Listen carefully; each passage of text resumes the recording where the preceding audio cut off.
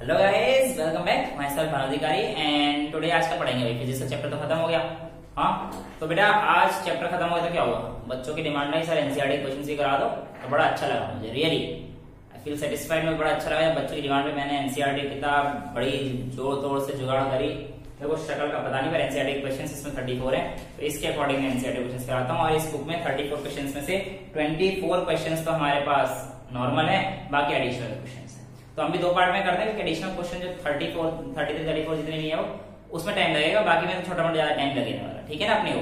ठीक है, तो स्टार्ट करते हैं। पहला question, what is the force between two small charge spheres having a charge of 2 × 10⁻⁻7 coulomb and 3 × 10⁻⁻7 plus 30 centimetre. ये क्वेश्चन हो जाएगा बेटा, F is equals to K Q1 Q2 upon R² लगाना है आप लोगों ने।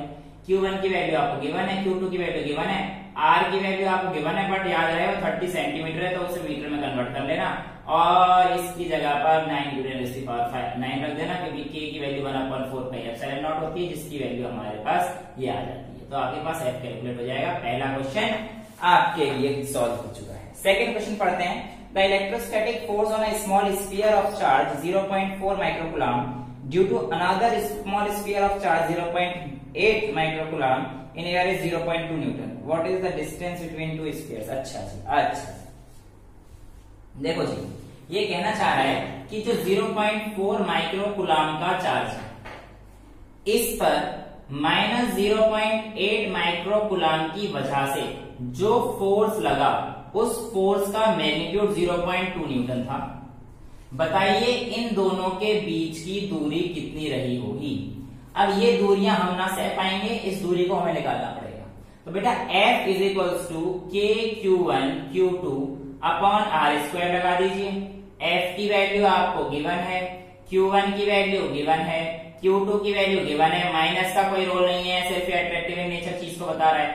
R की वैल्यू आपने निकालनी है तो R is equals to √ K Q1 Q2 upon F आ जाएगा और आपका आंसर आ जाएगा।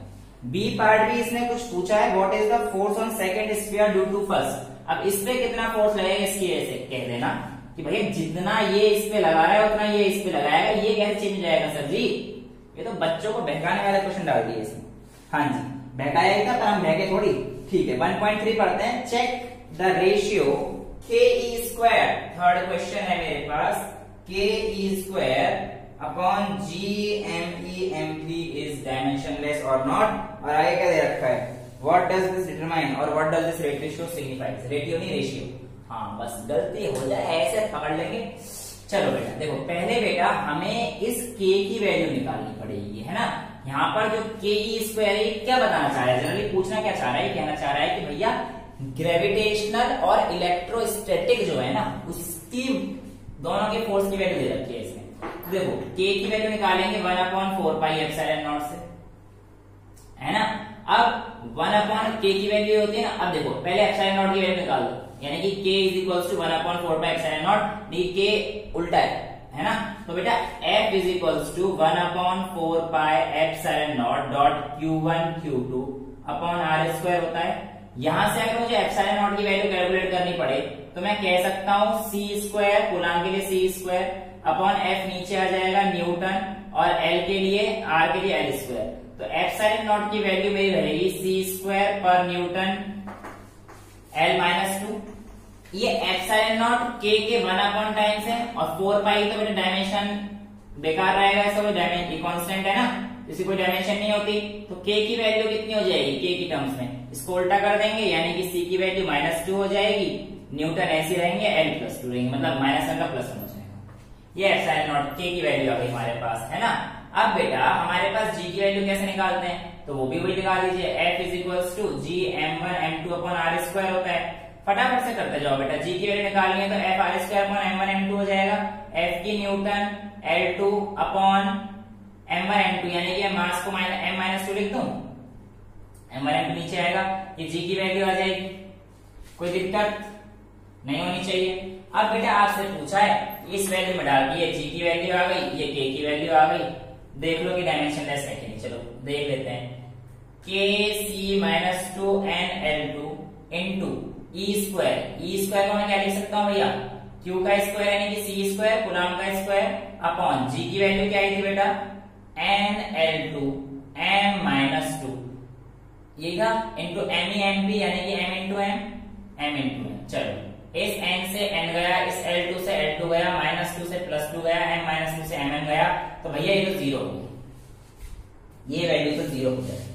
लेकिन इसका क्या सिग्निफाई करता है, ये तो रेशियो में सिग्निफाई करता है, तो इसलिए वैल्यूज डाल दो बेटा 9 × 10⁻⁹ ये मास ऑफ इलेक्ट्रॉन और मास ऑफ प्रोटॉन दे रखे हैं ना, into charge of electron proton 1.6 × 10⁻⁻19 का स्क्वायर हो जाएगा, है ना, क्योंकि इलेक्ट्रॉन और प्रोटॉन के ऊपर चार्ज सेम रह रहा है, बस मैग्नीट्यूड का डिफरेंस है, और अपॉन में G 6.67 × 10⁻11 होता है, G के लिए होती है, और इसके अलावा बेटा हमारे पास क्या होती है Me और MP, तो निकाल दो भाई मास ऑफ इलेक्ट्रॉन और मास ऑफ प्रोटॉन 9.1 × 10⁻31 और 1.6 × 10⁻27। इस वैल्यू को सॉल्व कर देना, जो आपका आंसर आएगा वो आएगा 2.3 × 10⁻39 टाइम्स समथिंग आएगा, यानी कि इतना टाइम्स इलेक्ट्रोस्टैटिक फोर्स 30 चेक कर लेना वैल्यूज बेटा, इसमें जो वैल्यूज आएंगे वैसे इतना ही आता है ना, चेक कर लेना, ये चीज करना है आप लोगों ने। मैं कैलकुलेटर करने नहीं बैठा हूं, जो मेरे को वैल्यूज करे हुए टाइम पे याद है, मैं उसी चीज को देखे चलूं, ठीक है। नेक्स्ट क्वेश्चन की तरफ बढ़ते हैं। Explain the meaning of statement electric charge of a body is quantized. इसका मतलब ये है पूरा का पूरा इलेक्ट्रॉन ट्रांसफर होगा, 1 या 2 या 3, 1.5 पौने 2 यानी कि 1.5 3.2 ऐसे इलेक्ट्रॉन ट्रांसफर नहीं होंगे, क्वांटाइज वाले लेक्चर में मैंने आपको ये समझाया था। और नेक्स्ट क्या बोला है इसमें, why can one ignore the quantization of electric charge when dealing with the macroscopic large scale charge। तो कह देना बेटा जो लार्ज स्केल चार्ज होते हैं, जो हम लोग अपने डेली लाइफ में देखते हैं, वो बहुत बड़े होते हैं, उनकी वैल्यू काफी ज्यादा होती है, इसलिए हम लोग क्वांटाइजेशन नेचर को निकाल देते हैं, क्योंकि ये बहुत छोटा अमाउंट है, ठीक है। नेक्स्ट क्वेश्चन है, when a glass rod is rubbed with a silk cloth charges appear on both, यानी कि अब ग्लास रॉड को सिल्क क्लॉथ के साथ में रब कर रहा हूं, तो ये कह रहा है कि हमारे पास चार्ज दोनों पे आ जाए, ठीक है ना। अब ये ग्लास रॉड समझ लेना, मेरा सिल्क का क्लॉथ समझ लेना। अच्छा आगे क्या बोलता है ये, a similar phenomena is observed in many other pairs of bodies, explain how this is consistent with the law of conservation of charge. बेटा ये तो बहुत सिंपल हो गया, law of conservation of charge क्या कहता है कि भाई charge can never be created nor be destroyed, तो आप भी ये कहना हमने ना क्रिएट किया ना डिस्ट्रॉय किया, भैया जो इसने लूज किया वो इस पे आ गया, या जो इसने लूज किया वो इस पे आ गया, तो टोटल चार्ज का हमेशा कंजर्व्ड ही रहा ना, कहां लूज हुआ कहां गेन हुआ, सब कुछ law of conservation of charge के बेस पे, ठीक है, क्योंकि सिस्टम का तो सही नहीं है ना, बस यही बताना है आप लोगों ने। नेक्स्ट है 4 point charges QA QB QC QD, ओए होए शायद बेटा, हाँ आप लोगों को समझ में आ जानी चाहिए चीजें। बेटा देखो चीजों को समझने की कोशिश करिए, रटने की नहीं, क्योंकि रटेंगे तो पेपर में एक ही दिन काम आएगा, लेकिन एक बार समझ गए तो जिंदगी भर के लिए काम आ जाएगा, बिल्कुल, ठीक है। तो बेटा क्वेश्चन क्या है अपने पास, ये कहता है कि 4 पॉइंट चार्जेस दिए गए हैं QA QB QC QD। अच्छा स्क्वायर के 4 कॉर्नर पर हमारे पास ये दिए गए हैं, तो QA कितना दे रखा है 2 माइक्रोकूलम, QB -5, QC कितना दे रखा है 2 माइक्रोकूलम, और QD कितना दे रखा है -5 माइक्रोकूलम। और क्या दे रखा है बेटा, इसने बोल रखा है are located the corner of side 10 centimetre, square की साइड 10 सेंटीमीटर दे रखी है। What is the force on charge 1 microcoulomb placed at the centre, ठीक है। यहाँ पर हमारे पास 1 माइक्रोकूलम का चार्ज रखा हुआ है ना, और पूछा है कि इस पे फोर्स कितना लगेगा, ठीक है निकालते हैं। ये देखो बेटा ये 1 माइक्रोकूलम ये 2 माइक्रोकूलम दोनों पॉजिटिव नेचर के हैं, तो ये इसको रिपेल करेगा, तो इसका नेट डायरेक्शन इस तरफ। सिमिलरली ये पॉजिटिव ये भी रिपेल करेगा, लेकिन इसका डायरेक्शन इसकी तो इस तरफ। तो इन दोनों फोर्स की वजह से तो इस पे जो चार्ज आने वाला है सेंटर पे चार्ज 0 रहेगा। अच्छा इसका देखते हैं, ये 1 माइक्रोकूलम और ये -5 माइक्रोकूलम, यानी कि नेट फोर्स तो अट्रैक्शन होगा, बट ये इसकी तरफ जाएगा, इसका मैग्नीट्यूड ज्यादा है, तो नेट फोर्स की जो डायरेक्शन है वो किस तरफ रहने वाली है, यहां से यहां वाली इस तरफ रहने वाली है। अच्छा ऐसे इसका रहने वाला है, इसका मतलब कि -5 ये +1 है, तो इसकी डायरेक्शन क्या रहने वाली है, ये भी इस तरफ। क्या ये भी इक्वल एंड अपोजिट है, बिल्कुल है, तो बेटा इसकी वजह से भी 0 होने वाला है, तो हमारे पास नेट फोर्स क्या आ जाएगा 0 आ जाएगा। नेक्स्ट क्वेश्चन की तरफ बढ़ते हैं फटाफट से। An electrostatic field lines is a continuous curve, that is field lines can not have sudden break, why not.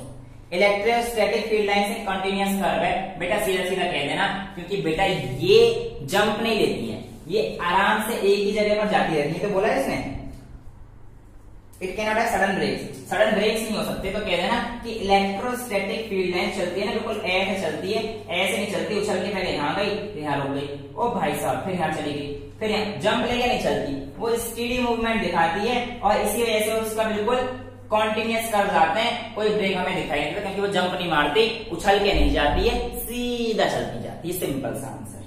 Next question है explain why two lines can never intersect each other, can never cross each other. बता देना बेटा अगर ऐसे हुए तो एक ही point पे दो डायरेक्शन हो जाएंगी जो कि किसी भी चीज की पॉसिबल नहीं है। इलेक्ट्रिक फील्ड लाइंस की प्रॉपर्टी ऐसे देख लेना अगर समझ में नहीं आ रहा है। Question number 1.8 2 point charges QA and QB are located 20 cm apart in vacuum. What is the electric field at the midpoint or at the line joining two charges? अच्छा जी, वैसे तो बेटा देखो ये क्वेश्चन भी मैंने आप लोगों को जब लेक्चर पढ़ा रहा था बिल्कुल सिमिलर इसी तरीके का एक क्वेश्चन करा रखा है, बट आप घबराएं नहीं, आप लोगों की डिमांड है तो क्वेश्चन पूरा होगा। 2 पॉइंट चार्ज दे रखे हैं QA और QB, दोनों का मैग्नीट्यूड उल्टा है, जस्ट उल्टा मतलब ऑपोजिट इन नेचर है। QA कितना दे रखा है 3 माइक्रोकूलम दे रखा है, QB -3 माइक्रोकूलम दे रखा है और बोलता है इसकी डिस्टेंस है बेटा हमारे पास 20 सेंटीमीटर है। इसके अलावा आगे क्वेश्चन ये रहा what is the electric field at the mid point O of the line AB। ये A है, ये B है और ये मिड पॉइंट है O, यानी कि ये डिस्टेंस कितनी हो गई बेटा इधर से 10 हो गई और ये डिस्टेंस कितनी हो गई बेटा इधर से 10 हो गई।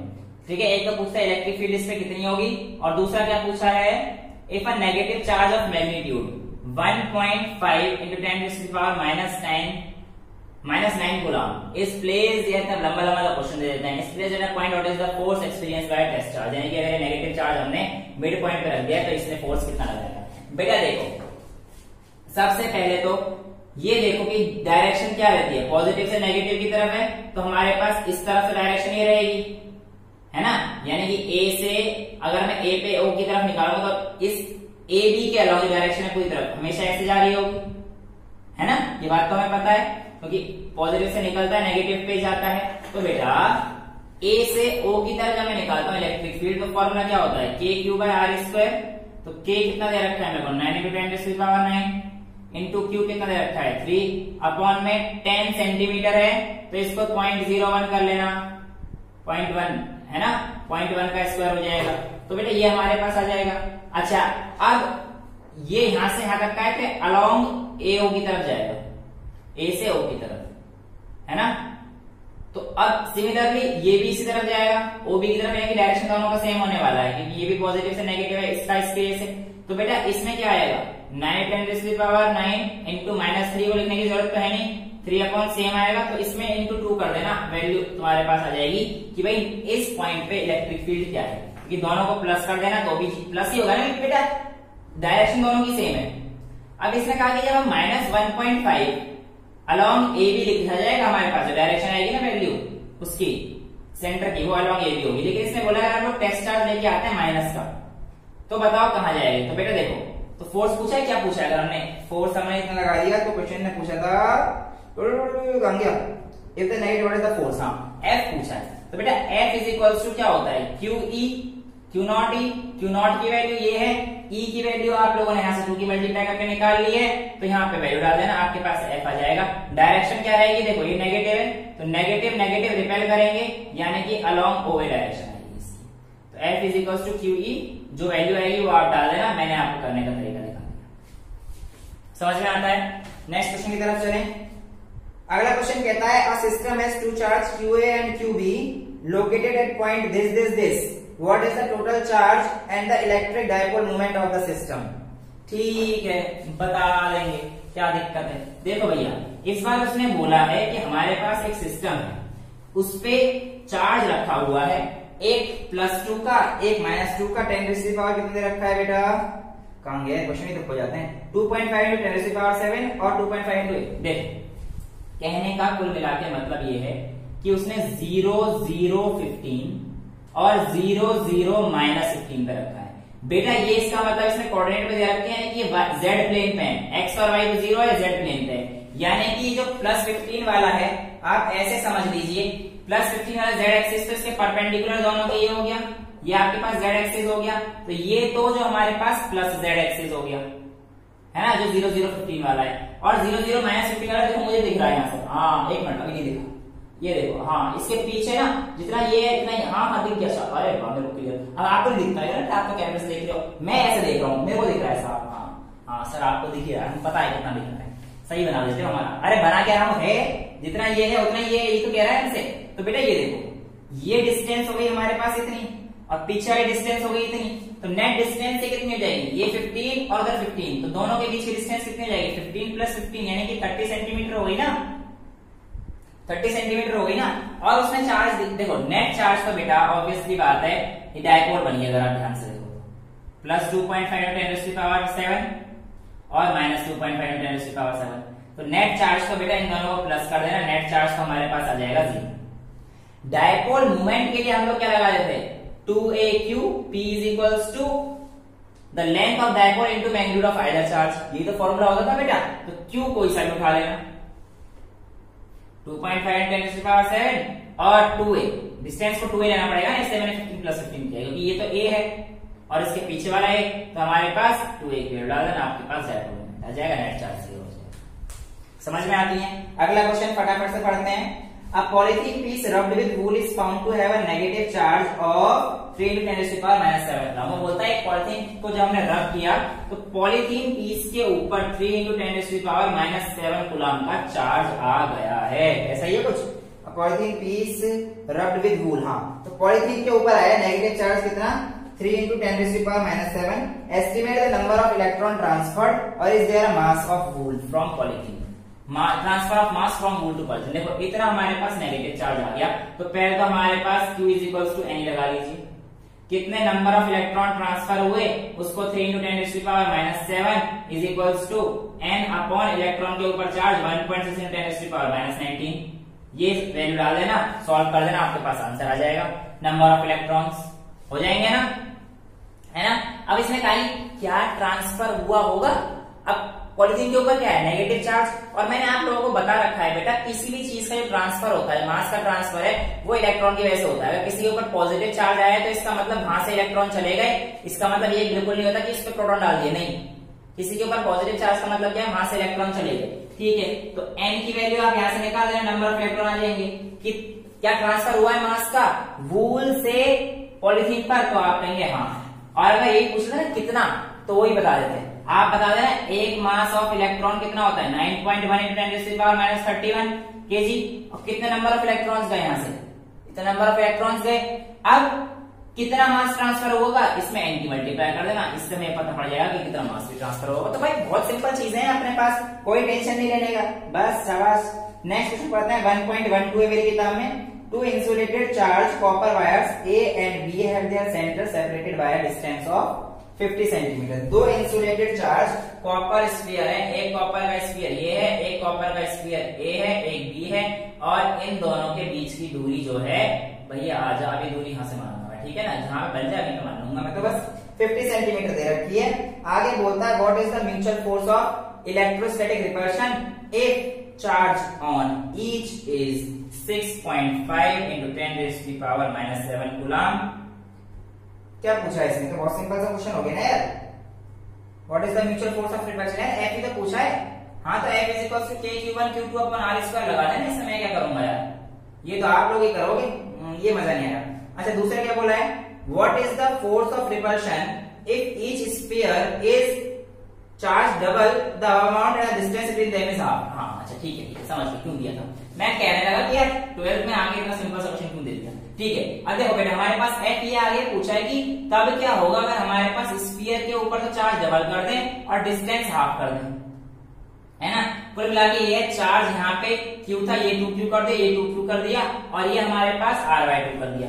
तो हमें पता है F = KQ1 Q2 है, यानी कि 2Q1 × 2Q2 अपॉन R/2 का होल स्क्वायर हो जाएगा, रेडियस को हाफ कर दिया, समझ रहे हो ना, कोई दिक्कत वाली तो बात है नहीं।